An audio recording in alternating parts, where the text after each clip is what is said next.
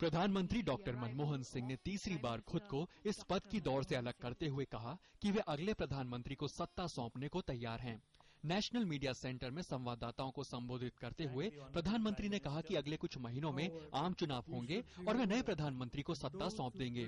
Doctor Manmohan Singh ने कहा कि प्रधानमंत्री के तौर पर उन्होंने अपना सर्वश्रेष्ठ दिया है और देश के विकास को अच्छी गति प्रदान की है।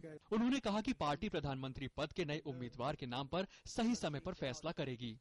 I am not going to be a candidate for the Prime Ministership if the UPA were to come back into power. In a few months' time, after the general election, I will hand the baton over to a new Prime Minister. Congress President has already answered that question. We will announce our candidate for the Prime Ministership at an appropriate time. नई पीढ़ी को आगे लाने की वकालत करते हुए प्रधानमंत्री ने कहा कि राहुल गांधी में अपार क्षमताएं हैं। प्रधानमंत्री ने कहा कि उन्हें विश्वास है कि हमारे नेताओं की नई पीढ़ी वैश्विक बदलावों के बीच देश को सफलतापूर्वक दिशा देगी। Rahul Gandhi has outstanding credentials.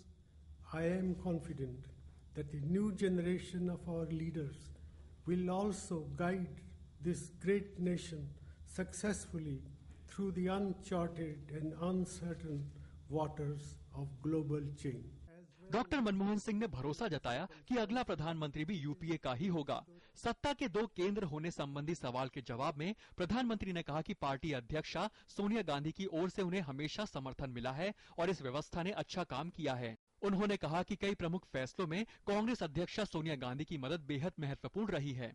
जहां एक तरफ डॉक्टर मनमोहन सिंह ने कांग्रेस में युवाओं को आगे लाने की वकालत की, वहीं दूसरी ओर भाजपा के प्रधानमंत्री पद के उम्मीदवार नरेंद्र मोदी पर पहली बार सीधे तौर पर निशाना साधा। उन्होंने कहा कि मोदी का प्रधानमंत्री बनना देश के लिए घातक होगा। I sincerely believe that what Mr. Narendra Modi is saying is not going to materialize.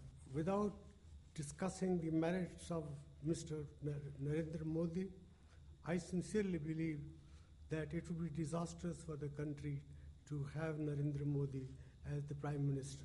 The BJP and its associates may say whatever they like, but if by strong Prime Minister you mean that you preside over the mass massacre of innocent citizens in the streets of Ahmedabad, that is the measure of strength.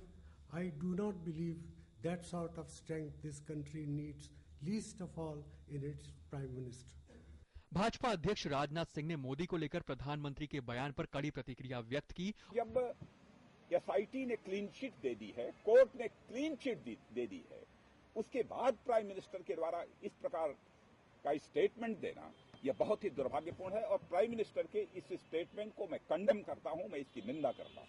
Rahul Gandhi पर प्रधानमंत्री के बयान का समर्थन करते हुए Congress party ने भी कहा है कि राहुल गांधी स्वाभाविक नेता हैं और कोई भी जिम्मेदारी निभा सकते हैं।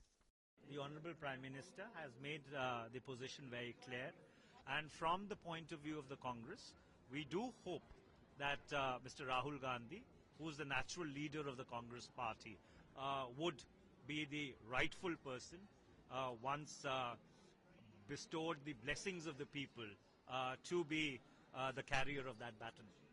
प्रधानमंत्री ने मीडिया को अपने संबोधन में कहा कि 2004 में सत्ता संभालते समय गठबंधन सरकार चलाने को लोग चुनौतीपूर्ण मानते थे, लेकिन कांग्रेस ने इसे सफलतापूर्वक चलाकर दिखाया है और कुछ मुद्दों पर सहयोगियों के बीच राय अलग अलग होने के बावजूद राष्ट्रीय हित कभी प्रभावित नहीं हुआ।